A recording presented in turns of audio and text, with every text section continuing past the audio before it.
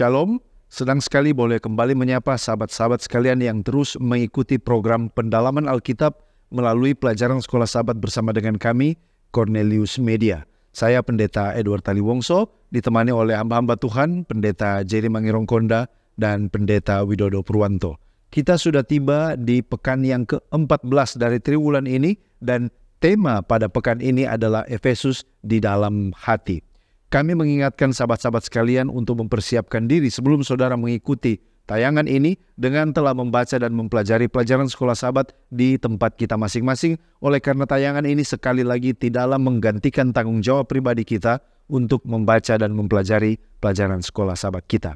Sebelum kita masuk lebih dalam, mari kita tunduk kepala dan kita berdoa. Bapa di sorga, terpujilah Engkau Tuhan, terima kasih untuk kasih setiamu. Saat ini, ketika kami mengambil waktu untuk mempelajari, mendalami, dan merenungkan firman-Mu, kuasa Roh Suci yang akan menolong memampukan kami. Di dalam nama Yesus Kristus kami sudah berdoa. Amin.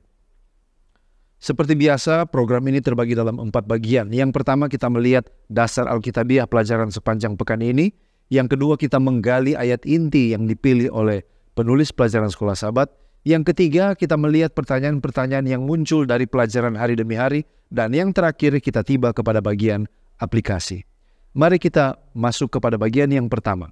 Sumber Alkitabiah dari pelajaran sepanjang pekan ini adalah Efesus pasal 1 sampai pasalnya yang ke-6. Di Efesus pasal 1, Paulus memuji Allah karena berkat-berkat rohani yang ada di dalam Kristus.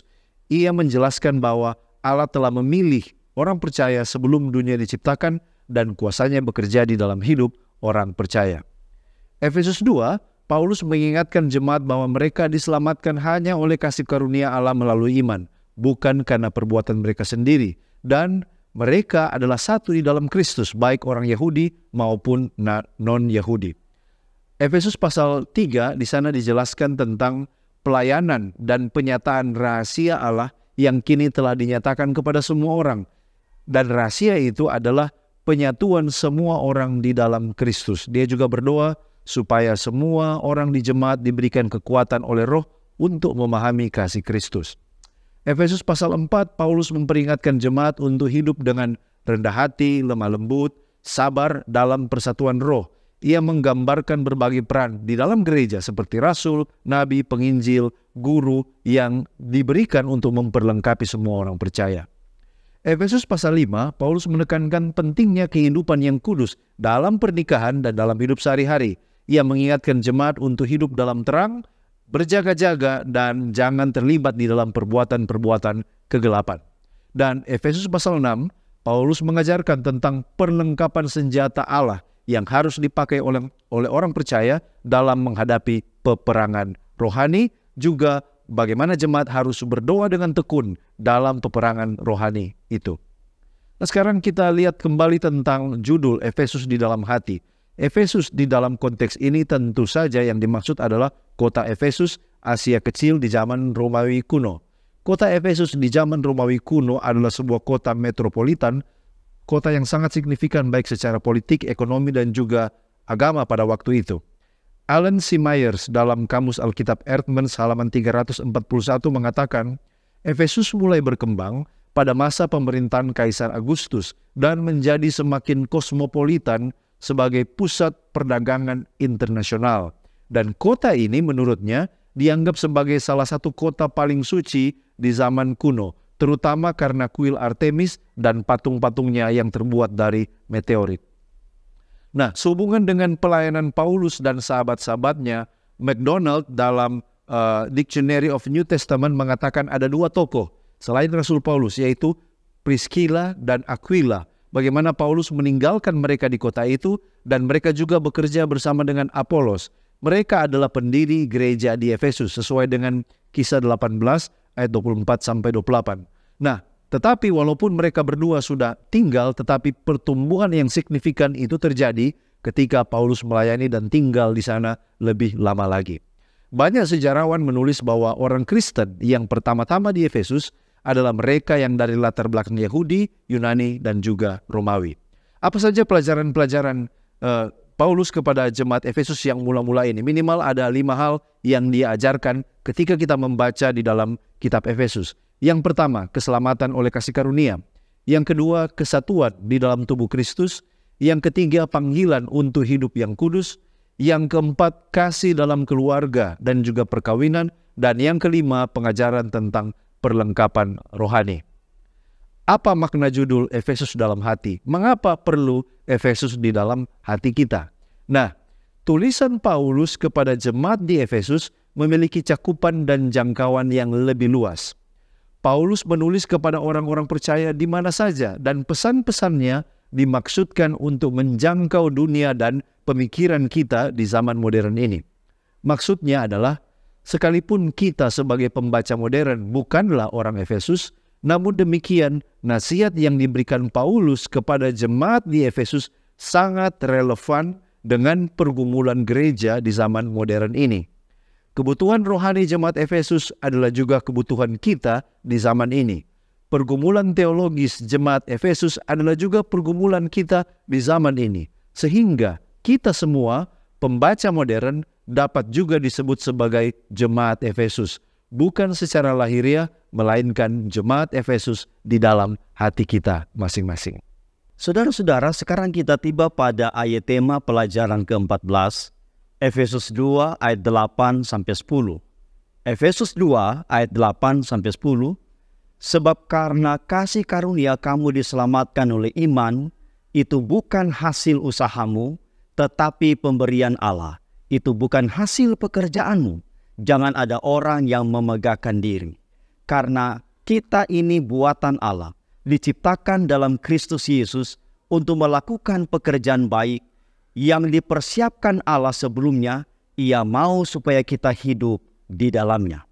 Saudara-saudara, setelah kita membaca ayat ini, mungkin timbul pertanyaan, apa yang dimaksud dengan ayat ini? Apa arti dan tujuan bagi kita dewasa ini? Ketika kita membaca buku Efesus pasal 2, tanyakanlah hal ini. Apa yang telah dilakukan kasih karunia Tuhan bagi kita? Dan bagaimana pengaruhnya terhadap hubungan kita dengan yang lain? Agar memudahkan kita mengerti Efesus pasal 2, mari kita lihat strukturnya yang dibagi 2 bagian. Bagian yang pertama adalah apa yang telah kasih karunia Allah lakukan bagi kita secara vertikal. Itu dalam Efesus 2 ayat 1-10. Yang pertama adalah kasih karunia memberi kita kehidupan bersama Kristus. Ayatnya yang kelima. Yang kedua, kasih karunia membangkitkan kita bersama dengan Kristus. Ayatnya yang keenam bagian A. Yang ketiga, kasih karunia mendudukkan kita bersama Kristus. Ayat 6 bagian B. Dan yang keempat, kasih karunia menciptakan kita di dalam Kristus untuk melakukan perbuatan baik. Ayatnya yang ke-10. Dan bagian yang kedua adalah apa yang dilakukan kasih karunia Allah terhadap hubungan. Saya ulangi, terhadap hubungan kita secara horizontal. Efesus 2 ayat 11 sampai ayatnya yang ke-22. Yang pertama, Kristus mendekatkan kita satu sama lain melalui darahnya. Ayatnya yang ke-13. Yang kedua, Kristus merobohkan tembok yang memisahkan kita. Ayat 14. Yang ketiga, Kristus melenyapkan permusuhan. Ayat 16. Yang keempat, Kristus menjadikan kita anggota keluarga. Ayat 19. Dan yang kelima, Kristus menyelaraskan kita dan menjadikan kita bait suci. Ayat 21. Dan keenam, Kristus menjadikan kita tempat tinggalnya Allah di dalam roh.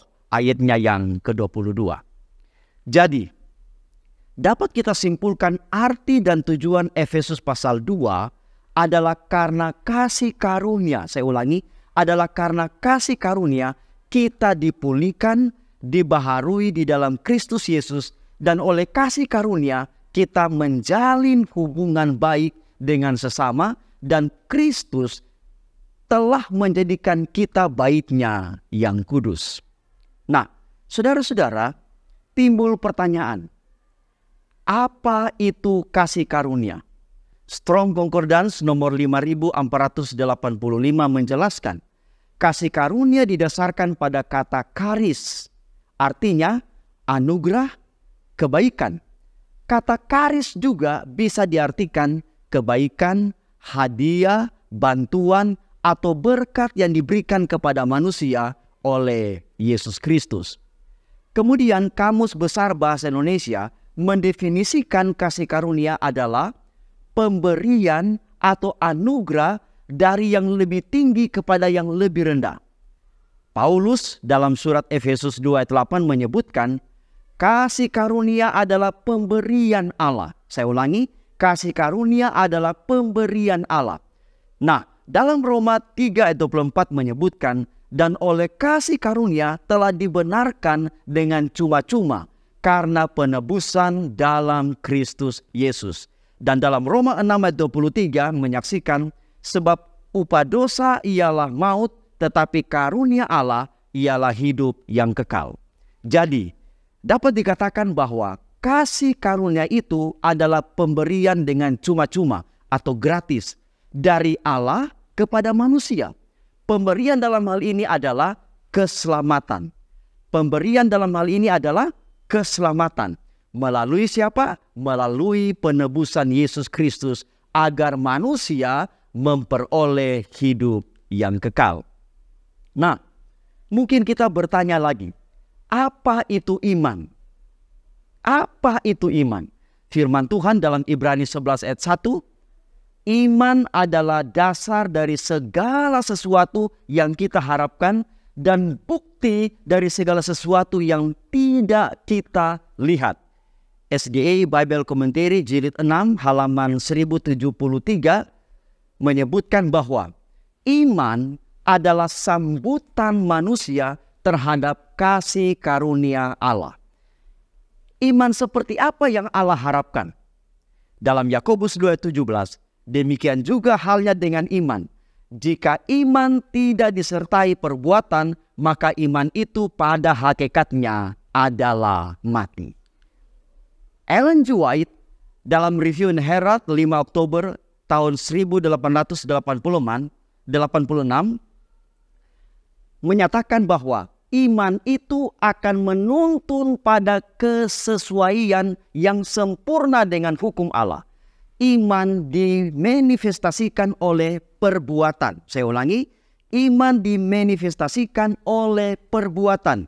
Nah, Rasul Yohanes menyatakan, barang siapa berkata, aku mengenal dia, tetapi ia tidak menuruti perintah-perintahnya, ia adalah pendusta. Lalu kita juga bertanya, kepada siapa kita harus beriman?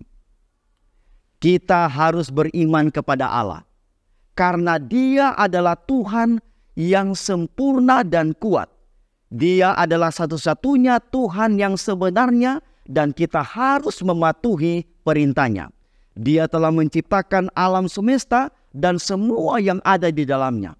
Dia telah menciptakan dengan tujuan tertentu, yaitu untuk mencintainya dan menjalankan perintahnya. Kita harus menghormati kekuasaan Allah dan beriman kepadanya agar kita dapat hidup sebagaimana yang Dia inginkan. Kita juga harus beriman kepada Allah karena Dia telah memberikan kasih sayang dan rahmat kepada kita. Dia telah memberikan kita kehidupan di dunia ini dan akan memberikan kita kehidupan yang lebih baik di akhirat.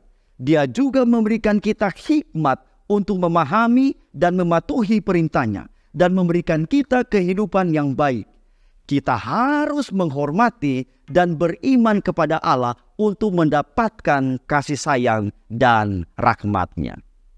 Nah, sekarang timbul pertanyaan, mengapa kita harus beriman kepada Kristus? Rasul Paulus dalam buku Ibrani 11 ayatnya yang ke-6 menyebutkan, tetapi tanpa iman tidak mungkin orang berkenan kepada Allah. Sebab barang siapa berpaling kepada Allah, ia harus percaya bahwa Allah ada dan bahwa Allah memberi upah kepada orang-orang yang sungguh-sungguh mencari Dia, dan itu dibuktikan dalam Ibrani pasal 11. Siapa saja yang disebutkan di situ? Itu adalah tentang tokoh-tokoh iman. Katakan saja seperti Henok. Henok karena iman ia terangkat ke sorga. Siapa lagi? Abraham. Abraham karena iman dia taat saat dipanggil oleh Allah ke negeri yang akan diterimanya. Dan karena iman maka runtuhlah juga tembok-tembok kota Yeriko. Nah, Paulus dalam Efesus pasal 6 ayat 14, dengan iman pula kita bisa memadamkan panah api si jahat, yaitu panah api dari setan itu sendiri. Nah, setelah menyaksikan bagaimana luar biasanya iman itu dalam kehidupan orang percaya, maka timbul pertanyaan, bagaimana agar iman itu bisa tumbuh dan dipertahankan? Nah, Rasul Paulus menjelaskan kepada kita di dalam Roma 10 ayat 17, jadi iman timbul dari pendengaran dan pendengaran oleh firman Kristus. Bisa disimpulkan bahwa dengan belajar firman Tuhan, saya ulangi, dengan belajar membaca firman Tuhan setiap hari, maka iman kita akan bertumbuh dan kuat sehingga bisa dipertahankan. Ya, kita masih membahas tentang pokok penting lain dari ayat inti kita yang mengatakan bahwa karena kasih karunia kamu diselamatkan oleh iman. Nah, sekarang apa standar atau level serta kriteria iman sehingga memperoleh kasih karunia keselamatan? Yang pertama, standarnya bukanlah hanya pengakuan. Roma pasal 10 ayat yang ke-9 mengatakan, sebab jika kamu mengaku dengan mulutmu bahwa Yesus adalah Tuhan dan percaya dalam hatimu bahwa Allah telah membangkitkan dia dari antara orang mati, maka kamu akan diselamatkan. Jadi level yang pertama, iman yang percaya dari hati dan mengaku lewat ucapan mulut. Sekarang yang kedua. Yang kedua adalah iman yang percaya dan menerima. Nyonya White mengatakan di dalam buku Faith and Works halaman 20, jika manusia tidak dapat melalui perbuatan baiknya memperoleh keselamatan, maka keselamatan itu harus sepenuhnya merupakan anugerah yang diterima oleh manusia sebagai orang berdosa karena ia menerima dan percaya kepada Yesus. Hal ini sama dengan apa yang ditulis di dalam Yohanes 1 ayat yang ke-12, bahwa siapa saja yang percaya, maka mereka akan menerima hak untuk diselamatkan. Nah, yang ketiga adalah level penyerahan diri. Iman dalam bahasa Yunani pisteuo artinya bukan hanya sekedar belief, tapi trust, yang artinya percaya sungguh dan berserah kepada dia, serta memiliki hubungan yang dekat dengan dia yang kita percayai itu. Seventh-day Adventist Bible Commentary volume 6 halaman 502 sampai 503 mengatakan, iman ini bukan sekedar kepercayaan akan kebaikan Tuhan, tetapi merupakan kepercayaan kepada Tuhan sendiri sebagai pembenaran bagi mereka. Iman ini tidak hanya menyiratkan kepercayaan pada janji-janji Allah, tetapi juga pada penyerahan diri sepenuhnya dari hati. Ini menunjukkan kepada suatu hubungan pribadi, kepercayaan dan keyakinan pribadi kepada Tuhan. Ketika di dalam kasih dan rasa syukur orang percaya menyerahkan dirinya tanpa syarat kepada kemurahan dan kehendak Allah, maka kebenaran dari pembenaran Allah diperhitungkan kepadanya. Dan ketika ia melanjutkan setiap hari dalam pengalaman kepercayaan diri, persekutuan, imannya meningkat, memampukan untuk menerima lebih banyak lagi kebenaran pengudusan yang diberikan. Artinya ini termasuk perubahan hidup dan juga iman yang membawa kepada pertobatan. Nah, sekarang apa yang dimaksud dengan jangan memegahkan diri? Apakah ini memegahkan diri karena beriman? Memegahkan diri di sini adalah menganggap bahwa keselamatan yang dimiliki adalah karena usaha pribadi atau upaya diri sendiri. Itulah sebabnya Paulus katakan tentang keselamatan bahwa itu bukan hasil usahamu, tetapi pemberian Allah. Itu bukan hasil pekerjaanmu. Jangan memegahkan diri. Hal ini adalah upaya Paulus untuk menutup ruang bagi manusia untuk memuji diri sendiri. Itulah sebabnya dikatakan jangan memegahkan diri. Klein Snodgrass dalam NIV Application Commentary Ephesians halaman 106 mengatakan, Paulus berusaha untuk menghancurkan setiap dasar yang dapat dibayangkan bagi manusia untuk memegahkan diri. Umat manusia dibiarkan dengan setiap mulut dibungkam dan tidak ada klaim atau pembelaan di hadapan Allah. Perhatian terbesar Paulus di sini adalah memastikan bahwa pujian hanya diberikan kepada Tuhan. Dan ini setara atau sama dengan manuskrip 36-1904 oleh Nyonya White. semua kesombongan manusia sama sekali tidak dapat diterima. Nah, sekarang kita membahas tentang hubungan iman dan perbuatan baik. Perbuatan-perbuatan baik, saudaraku, adalah hasil dari iman yang menyelamatkan. Yakobus 2 ayat yang ke-17, demikian juga halnya dengan iman. Jika iman itu tidak disertai perbuatan, maka iman itu pada hakikatnya adalah mati. Andrew Study Bible halaman 1526 mengatakan, meskipun manusia tidak diselamatkan karena perbuatannya, hubungan baru mereka dengan Tuhan dan Kristus akan membawa kepada kehidupan yang diubahkan yang bekerja bagi Tuhan. Dengan demikian, mereka menjalani hidup yang ditandai dengan ketaatan yang berasal dari iman, dan mereka menunjukkan kehidupan iman yang diekspresikan melalui kasih. Artinya, perbuatan-perbuatan baik adalah tanda bahwa orang itu sudah diselamatkan oleh kasih karunia yang diterimanya melalui iman. Baik, terima kasih pendeta. Apa intisari dari Efesus pasal 1? Kalau kita bedah satu demi satu ayatnya, maka ada beberapa pengelompokan. Yang pertama di ayat 1 dan 2, di sana Paulus memberikan salam bahwa dia sebagai Rasul Yesus Kristus, dia menyapa jemaat Kristen di Efesus, dan kerasulannya dia katakan berasal dari Allah Bapa dan Tuhan Yesus Kristus. Lalu kemudian kalau kita ke ayat 3 sampai ayat 12, di sana Paulus menekankan tentang anugerah yang mulia. Paulus menceritakan tentang berkat Allah yang telah diterima oleh mereka yang telah dipilih Allah sebelum dunia dijadikan. Dan kasih karunia Allah adalah sarana melaluinya orang-orang Kristen ditebus melalui darah Kristus dan menerima pengampunan dosa. Kalau kita ke ayat 13 dan 14, di sana Rasul Paulus menekankan tentang jaminan Injil. Ketika seseorang percaya kepada Tuhan Yesus Kristus melalui Injil keselamatan, ia dimeteraikan oleh Roh Kudus Allah memasuki kehidupan yang baru dan memiliki jaminan penebusan yang sempurna di masa yang akan datang. Ayat 15-21, Rasul Paulus bicara tentang hadiah atau pemberian yang besar. Dan Rasul Paulus memohon supaya orang-orang percaya mendapatkan karunia yang paling penting, hadiah yang paling penting, yaitu roh hikmat dan penyataan untuk mengenal Yesus Kristus dengan lebih baik. Lalu kemudian di ayat 22-23, Allah yang memegang kepemimpinan. Artinya Allah Bapa telah meletakkan segala sesuatu di bawah kaki Allah Anak, yaitu Tuhan Yesus Kristus. Yesus adalah kepala gereja, kepenuhannya memenuhi gereja dan segala sesuatu yang lain.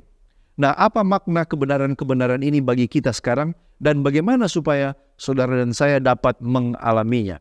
Jadi, apa yang dikatakan oleh Rasul Paulus di pasal 1, dipilih untuk keselamatan, memiliki jaminan dalam Injil, karunia roh hikmat, kepenuhan dalam Kristus, ini adalah hal-hal yang dijanjikan menjadi milik semua orang percaya. Dan kita dapat memiliki semua janji ini melalui 5 hal. Yang pertama, iman kepada Kristus. Kalau kita beriman kepada Kristus dan percaya bahwa keselamatan kita bukan oleh karena usaha kita, maka kita dapat mengalami janji-janji ini. Yang kedua, pemahaman tentang firman Kristus. Ini ada di Efesus 4 ayat 11-13.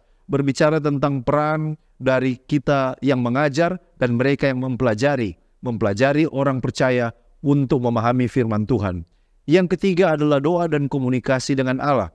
Ini dijelaskan di Efesus 6 ayat 18. Memerintahkan semua orang percaya untuk berdoa dengan berbagai jenis doa dan permohonan di dalam roh. Lalu yang keempat, bersekutu dengan Roh Kudus. Ini ada di Efesus 1 ayat 13-14.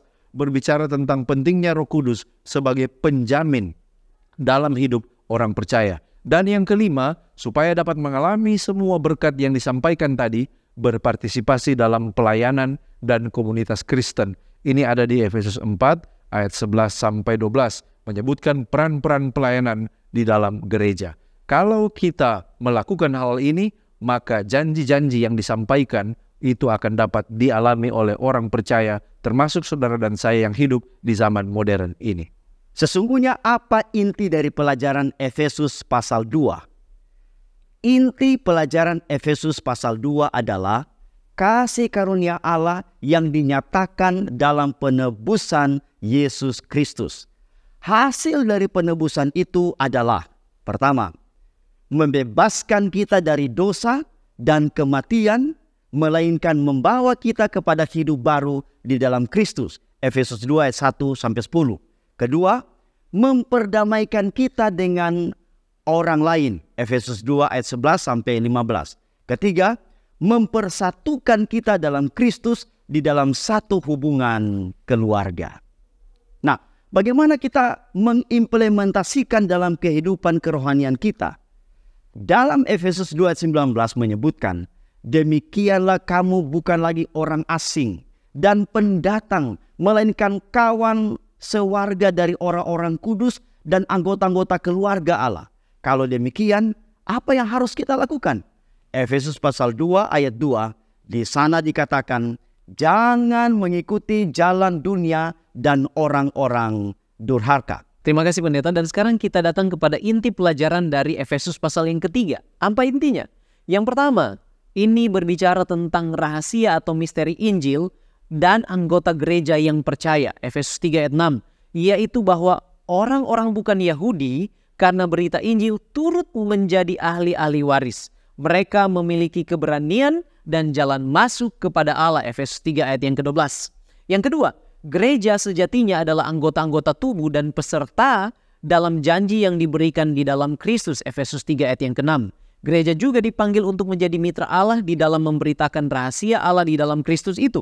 Efesus 3 ayat 10 katakan, supaya sekarang oleh jemaat diberitahukan pelbagai ragam hikmat Allah kepada pemerintah-pemerintah dan penguasa-penguasa sorga sesuai dengan maksud abadi yang dilaksanakan dalam Kristus Yesus Tuhan kita. Yang ketiga, intinya adalah pelayanan Paulus yang penuh perjuangan dianggapnya sebagai kasih karunia sendiri dan suatu tugas penyelenggaraan. Efesus 3 ayat 1, 7-9. Ayat 7 dia katakan, dari Injil itu aku telah menjadi pelayannya menurut pemberian kasih karunia Allah yang dianugerahkan kepadaku sesuai dengan pengerjaan kuasanya. Yang keempat, intinya adalah nasihat dan penguatan Paulus untuk mereka supaya mereka tidak tawar hati atau kecewa ketika melihat penderitaan yang dialami oleh Rasul Paulus. Efesus 3 ayat yang ke-13.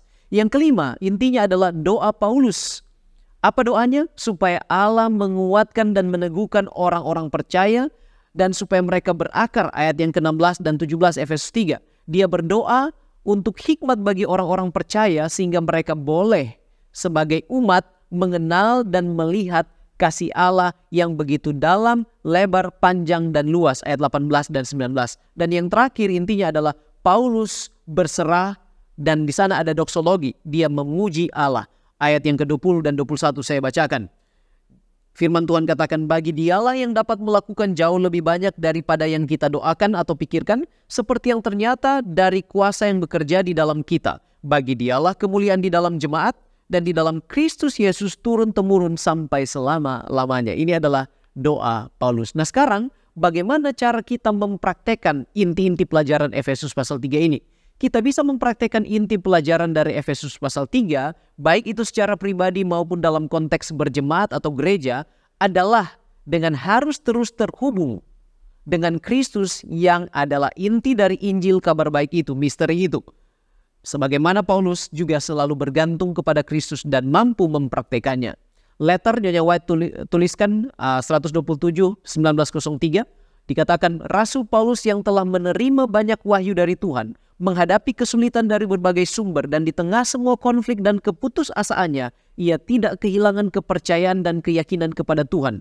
Di bawah didikan khusus dari Roh Kudus, penilaiannya dimurnikan, ditinggikan, dan semakin dikuduskan. Kemudian manuskrip 7/1898, dalam semua tindakan pengabdian sejati, Nyonya White katakan, kita harus mengarahkan mata iman kita kepada pembela kita yang berdiri di antara manusia dan tahta yang kekal, menanti setiap usaha kita dan dengan rohnya membantu kita menuju pengenalan yang lebih sempurna akan Allah. Sekarang kita tiba di Efesus pasal 4. Apa sebenarnya intisari yang terdapat di dalam Efesus pasal 4? Kalau kita bagi berdasarkan temanya, maka inti dari Efesus pasal 4 adalah sebagai berikut. Ayat 1 sampai ayat 6, Paulus bicara tentang unity atau kesatuan. Paulus mendorong jemaat di Efesus untuk menjalani kehidupan yang layak yang mencerminkan keesaan tubuh Kristus dan kesatuan rohani. Dengan demikian, Paulus dengan jelas menekankan bahwa hanya ada satu Tuhan, satu iman, satu baptisan, satu Allah dan Bapa bagi semua orang. Lalu kemudian di ayat 7 sampai ayat 10, Rasul Paulus bicara tentang individualitas. Oleh karena apa? Kesatuan yang dia bicarakan sebelumnya ini tidak mengurangi fakta bahwa kasih karunia diberikan secara individual kepada setiap orang yang percaya kepada Kristus, dan bahwa Allah memberikan karunia-karunia yang memampukan setiap orang secara individu supaya mereka boleh berkontribusi kepada persatuan itu. Lalu kemudian bagian selanjutnya ayat 11 sampai ayat 16. Rasul Paulus bicara tentang komunitas. Allah telah memberikan karunia-karunia kepada gerejanya. Ada yang menjadi rasul, ada yang menjadi nabi, ada yang menjadi penginjil, gembala, dan pengajar. Tujuannya adalah supaya melalui mereka yang berbeda-beda ini, mereka diperlengkapi untuk membangun jemaat sehingga bersama-sama mereka akan mengenal Kristus, berdiri teguh di atas doktrin Alkitabiah yang benar untuk melawan ajaran sesat. Lalu, kalau kita baca ayat 17 sampai 19, Rasul Paulus bicara tentang kebiadaban orang-orang non-Yahudi dan juga orang-orang yang belum mengenal akan kekristenan. Orang bukan Yahudi Kristen harus dikontraskan dengan orang bukan Yahudi lainnya yang sebagai orang yang tidak percaya, berjalan dalam kebodohan, membabi buta, dan di dalam dosa, dalam keserakahan, hidup di dalam kegelapan. Lalu kemudian ayat 20 sampai 24, Rasul Paulus bicara tentang identitas. Artinya, ketika mereka mengenal Kristus, cara hidup mereka yang lama ditanggalkan dan mereka mengenakan manusia baru dalam kebenaran dan kekudusan. Ada pembaharuan rohani, ada pembaharuan pikiran, dan perubahan identitas yang radikal bagi orang Kristen yang telah dilahirkan kembali. Lalu, bagian yang terakhir ayat 25 sampai 32, Rasul Paulus bicara tentang kualitas. Ada kualitas hidup yang baru dari orang Kristen yang mencerminkan fakta bahwa dalam hidupnya dia tidak akan mendukakan Roh Kudus. Lewat kata-kata, lewat perbuatan, lewat pikiran, dia telah memiliki kualitas hidup yang baru. Nah, pertanyaan, bagaimana supaya saudara dan saya dapat memiliki kesatuan rohani atau mencapai kesatuan rohani? Jawabannya adalah setiap individu mendekatkan diri kepada Kristus. Apabila setiap individu di dalam jemaat mendekatkan diri kepada Kristus, maka persatuan itu dapat dicapai. Sifat hubungan antara kesatuan dengan Kristus dan kesatuan gereja digambarkan oleh Ellen White dengan menggunakan metafora matahari dan berkas-berkas cahayanya. Nah, berkas-berkas cahaya berada paling dekat satu sama lain di pusat matahari. Sedangkan berkas-berkas cahaya tersebut semakin jauh terpisah ketika mereka semakin menjauh dari matahari. Jadi, ketika orang-orang percaya tetap dekat dengan Kristus, mereka juga akan menunjukkan kasih dan kedekatan dengan orang-orang percaya lainnya. Ellen White menyatakan di dalam The Message of 1888, sebuah surat kepada Uriah Smith. Di sana dia katakan bahwa mereka harus saling mendekat satu sama lain karena kasih karunia Kristus yang menguduskan akan mengikat hati mereka. Namun, ketika orang-orang percaya semakin menjauh dari Kristus, maka mereka akan menemukan bahwa diri mereka juga harus berjuang untuk tetap dekat satu dengan yang lain. Oleh karena itu, Ellen White kembali meyakinkan di dalam Gospel Workers halaman 484, dia katakan, agama yang benar menyatukan hati. Tidak hanya dengan Kristus, tetapi juga dengan satu sama lain dalam satu persatuan yang paling lembut. Jadi, bagaimanakah jemaat dapat mencapai persatuan yang ideal seperti yang diajarkan oleh Rasul Paulus? Maka seluruh individu di dalam jemaat harus lebih dahulu dekat dengan Kristus, maka kasih Kristus akan merekatkan mereka satu sama lain. Jadi, inti dari Efesus pasal 5 menekankan untuk hidup sebagai anak-anak terang. Bagaimana menekankan suatu keharmonisan hubungan keluarga. Dalam hal ini, istri tunduk kepada suami dan suami mengasihi istrinya. Dan hubungan suami istri itu sendiri merupakan gambaran atau metafora dari hubungan antara Yesus sebagai suami dan jemaat sebagai istri. Hal ini dijelaskan dalam Efesus pasal 5 ayat 24 dan ayat 25.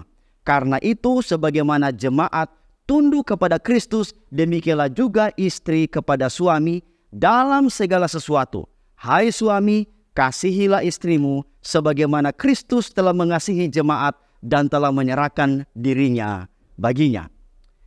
Jadi, sebagaimana Kristus mengasihi jemaatnya, demikian suami harus mengasihi istrinya, dan para istri harus menghormati suami sebagaimana jemaat kepada Kristus. Kalau begitu, bagaimana kita mempertahankan peran masing-masing anggota keluarga? Dalam buku Membina Keluarga Bahagia, halaman 169, Ellen G. White menekankan, setiap anggota keluarga harus mengerti peran apa yang diharapkan daripadanya dalam persatuan dengan yang lain.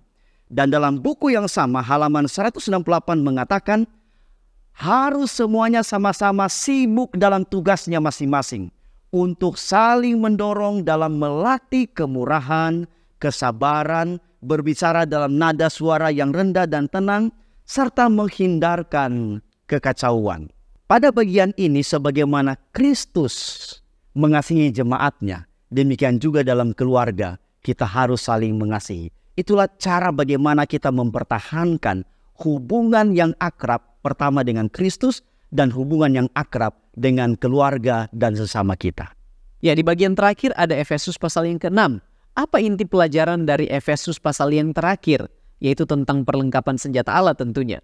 Efesus 6 sebenarnya terbagi menjadi dua bagian. Yang pertama ayat 1-9 adalah nasihat praktis tentang hubungan antara orang tua dan anak, juga antara tuan dan hamba, di mana Allah mengharapkan kesatuan sebab Allah bukanlah Allah yang membeda-bedakan.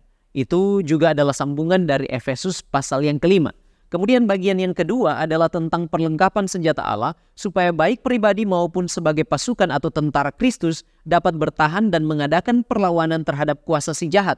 Efesus pasal 6 ayat yang ke-11. Kenakanlah seluruh perlengkapan senjata Allah supaya kamu dapat bertahan melawan tipu muslihat iblis. Ayat 13 dia katakan supaya kamu dapat mengadakan perlawanan dan tetap berdiri atau bertahan.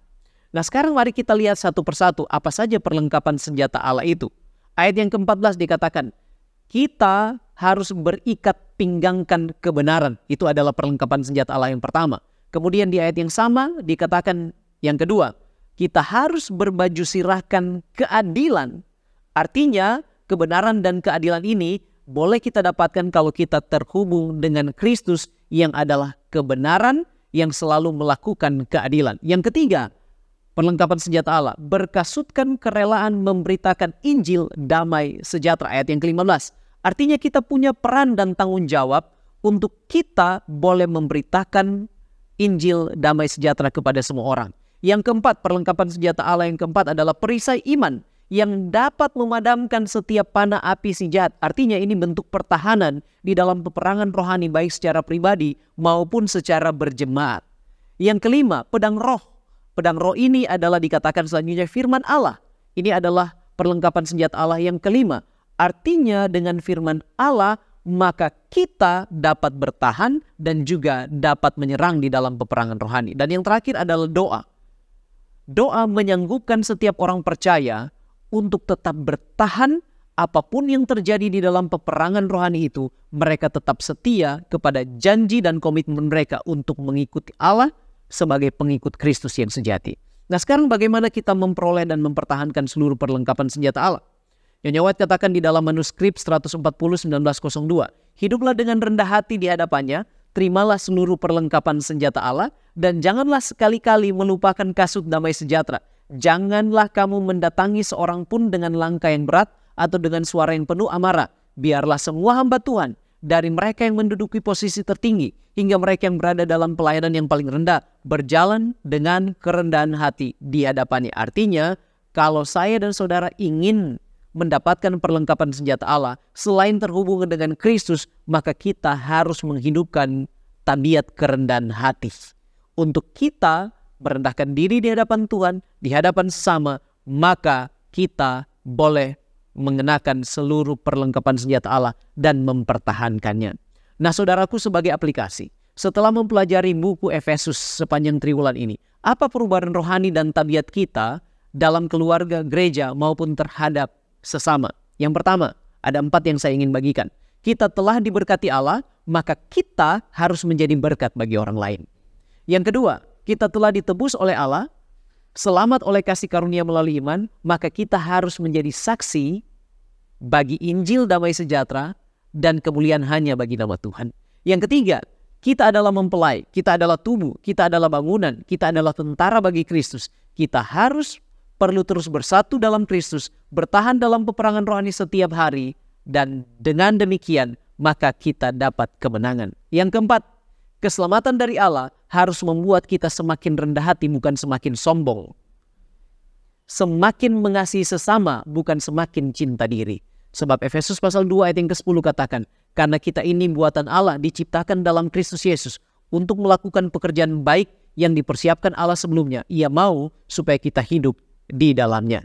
Dan yang terakhir, Signs of the Times Januari 16, 1893. Kita perlu mengosongkan hati kita dari diri kita sendiri dan mempersembahkannya kepada surga untuk dibentuk menurut pola ilahi. Mendekat kepada Allah, kita akan dapat menerima lebih banyak lagi kasih karunia-Nya. Dan ketika kita belajar untuk bertahan dengan terus melihat Dia yang tidak kelihatan itu, kita akan dibuahkan menjadi serupa dengan gambar Kristus. Dan kasih karunia Kristus tidak akan membuat kita menjadi sombong atau membuat kita meninggikan diri, tetapi kita akan menjadi lemah lembut dan semakin rendah hati. Kiranya Tuhan memberkati kita, supaya apa yang kita pelajari pada sepanjang triwulan ini dapat mengubahkan kehidupan kita menjadi lebih baik di pandangan Tuhan dan menjadi lebih baik lagi terhadap sesama. Mari kita tunduk kepala dan kita satu dalam doa. Tuhan Bapa kami yang bertahta di dalam kemuliaan surga, kami bersyukur sebab memiliki Allah seperti Engkau yang sungguh baik dan setia.